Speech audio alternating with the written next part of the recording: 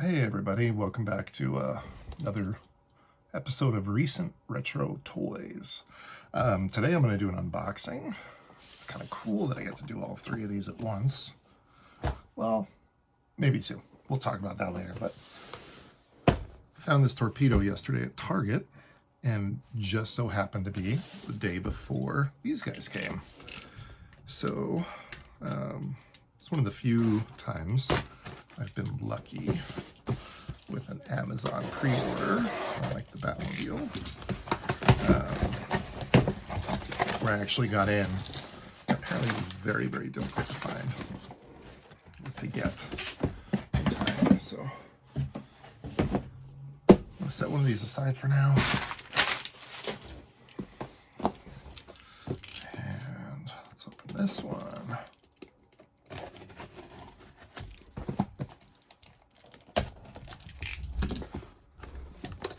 All right. Cobra Eel. So, I got Torpedo, 2 Cobra Eels. Gonna unbox these for you today, or with you. And so I think I'll do the Torpedo first. So, the funny thing is most of these boxes I don't save. I used to be like a hardcore, leave it in the box kind of guy. And then at some point, I think it was when the 6-inch lines started coming out, I was like, what's the point? And so I've been taking them out of the box and displaying them. Recently got into the idea of photography and dioramas and doing that kind of fun stuff. And so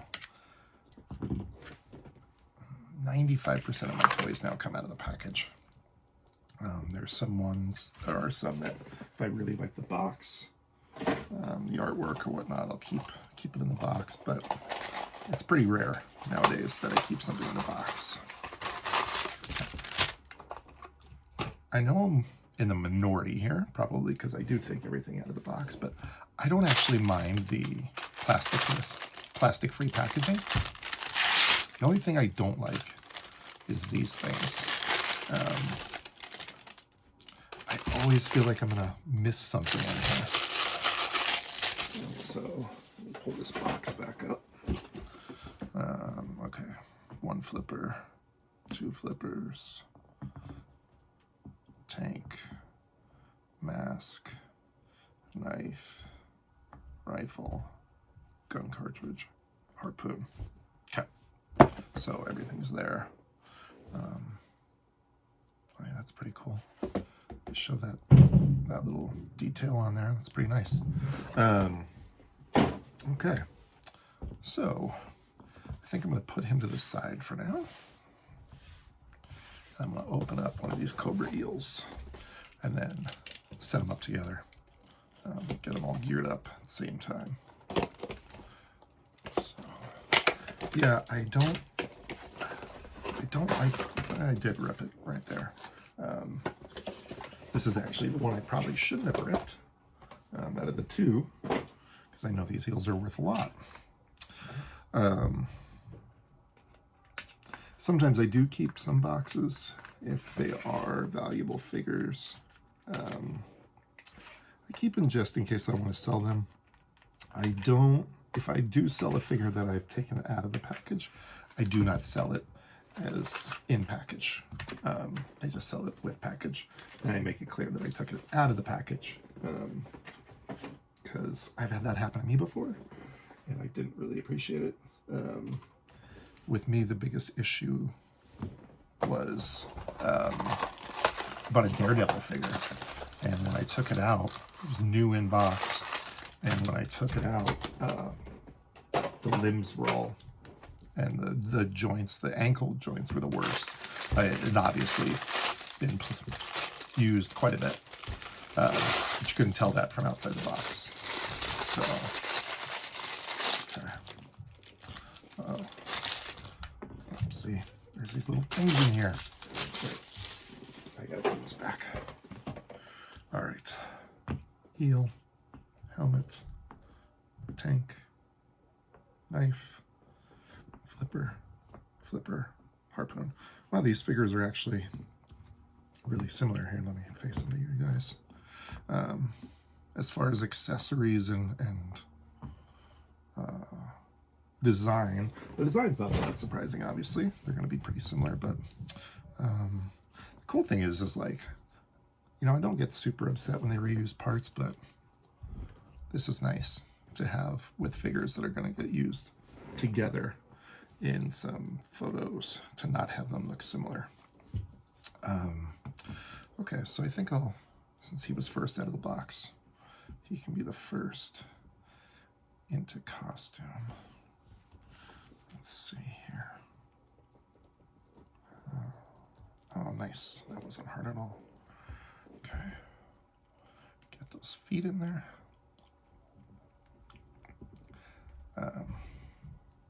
Any of you guys have your scuba license?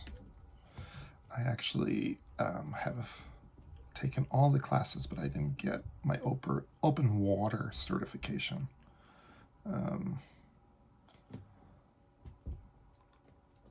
I'll explain why here in a minute. Okay, so there he is with his fins on. Get his tank on. So there's quite a few scuba divers, believe it or not, in Colorado. I've heard that we have the most scuba divers per capita in the country, but I'm not sure about that. It could be true, but I don't know. It seems kind of crazy since we're landlocked. So there are quite a few places to get certified around here. I've always wanted to get scuba certified. I have no fear of water. I'm not overly claustrophobic.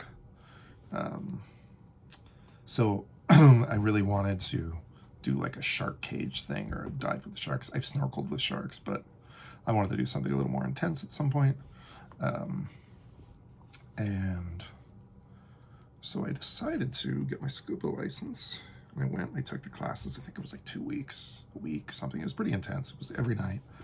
But the teacher that I had, he was a nice guy, don't get me wrong, and I appreciated what he was trying to do.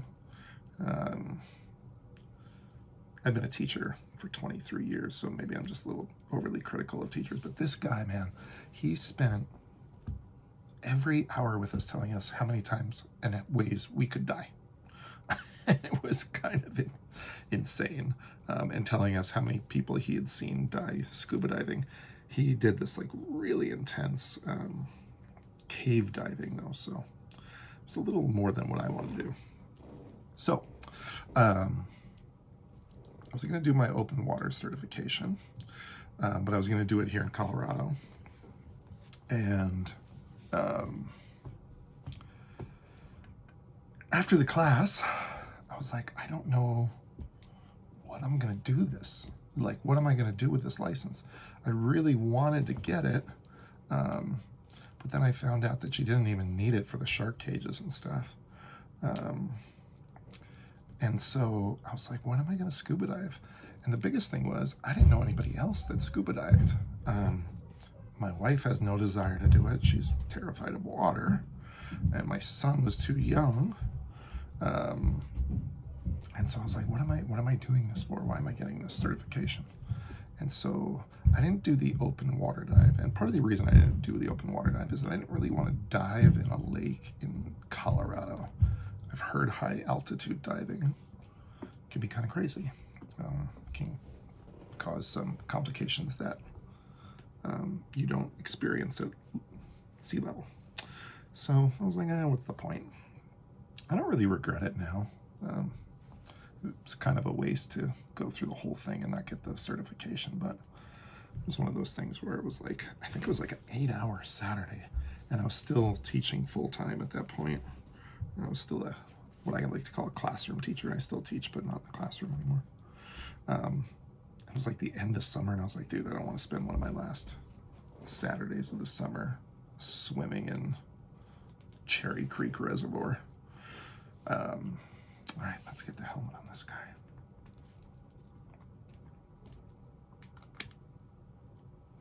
I really like this eel. I really like the mask here. It's a little tricky though, because you don't want to be able to see his eyes. That's making me a little nervous. Why is this not coming up? Okay, there we go. I have this problem with some of my figures where like getting these to sit right on their head seems to be way too tricky. Okay, got it. Plug these in. These are really cool. Really, really liking these figures. I like the way the tubes go in. I like that the headgear is removable, because for some toy photography, they're going to be fantastic. For other toy photography, I'd rather not have that thing on there. So I like having the option. Both of my spear guns are bent. They got a little bit of a warp to them. I don't know if you can see that. This one, I'm sure you can definitely see. It's got that curve there. This one's got the curve right there at the end. I'll just straighten those out with a heat gun later.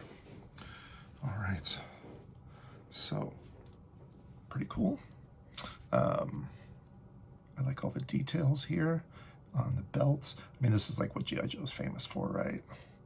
The G.I. Joe classified line, all these little details, having the little, you know, holsters to put the knives and the sheaths for the knives and the holsters for the guns and whatnot. I think he's the first G.I. Joe that I've had that didn't come with two guns, which is kind of surprising for a Cobra Eel. But one of the nice things I like about the G.I. Joe classified is that I have so many other guns from other figures that I'll just throw one in his hand from another figure if I need to. Now that I think about it, it's kind of interesting because this isn't obviously going to work underwater. So them both getting spear guns and him not having an extra weapon do make a little bit of sense. And if I were to take photos of him out of the water, I could just throw another gun in his hand. So there they are, side by side. There's nothing really here that I feel like I could improve. I like the red on his flippers. If you see, they're the same flippers. So I guess that's why they made these all black. And since he's got just red highlights, I guess it wouldn't make a lot of sense to put red on there. You wouldn't want them to look similar. But I think the silver that's on the Cobra logo might look pretty nice. Not the gray that we have here, because that would be just too much gray. But if I ever do touch up these fins, I'll put silver on there, or silver maybe on the feet, on the top of the feet there on the fins. I think that would look pretty sweet. And there's the face. You can see that I got the helmet to sit right so I can see his eyes. This one you don't have to worry about that since it's not see-through, the mask. All right, so Cobra Eel and Torpedo. So I have another eel figure here, which I completely planned on opening when I bought it. I mentioned earlier that I'm a teacher. I am now a private teacher, which is a nice fancy way of saying tutor. I'm a professional tutor. I do it for a living. I have quite a few clients, anywhere from adults to kids. Now my kids, the younger students, the ones under 18, the vast majority of them take the summer off. And so I haven't had a lot of work lately. My adult students don't take off. But about a quarter to half of my students take off this summer. So I haven't had as much income as I would have liked. I have mixed feelings about this. So I'm thinking about selling this one. I know some people get really, really touchy about reselling your figures, and rightfully so. I don't know what to do. Yeah, I mean, here's the thing. This is how I'm justifying it to myself, right? I didn't order this to resell. I ordered this to play with, to put in a situation where I had 2 Cobra Eels. I could have Torpedo and any other water Joes, and I could have some toy photography going on and kind of troop build with these guys, right? But I don't need a second Cobra Eel. There's nothing that says I need one, right? I could just duplicate it digitally if I wanted to have a second one in a toy photography, in a toy photo. So I could sell this, right? But again, I have mixed feelings because I know some people get really upset about it. And again, rightfully so. I am not, I don't usually resell things that are fairly new. Most of the stuff that I resell is classic stuff that's been in my collection for years and years and years. And I'm either clearing out room or trying to make some extra money so I can get new figures. But every now and then it happens where like this figure is going for like $65 on eBay, and I'm like, I don't know, what do I do here? Again, I didn't buy it to sell it. Force Friday, remember Force Friday? My wife was shocked. We went to Force Friday once, and there was this guy. I called it pig sweeping after I saw this guy. He had his cart. He was the first one in line, and he just went down the aisles and literally swept the pegs. Everything off the peg. I know that guy wasn't going to play with all those toys, right? He was taking them from everyone else that waited in line, and he was going to turn around and sell them on eBay. To me, that's a shitty thing to do. A crappy thing to do. Okay. Am I doing that here? Maybe. I don't know. What do you guys think? Do you think this is worth to sell? Like, you know, should I sell this? Is that an unethical thing to do? Should I put it away and sell it later down the road? I don't know. Do you guys ever sell new toys? Are you a speculator? Are you someone who sweeps the pegs? Maybe you are. I don't know. If you do, tell me why. And why do you feel that's something you need to do? Are you a collector? Are you doing something with all those figures, or are you just sweeping the pegs and turning around and selling them on eBay?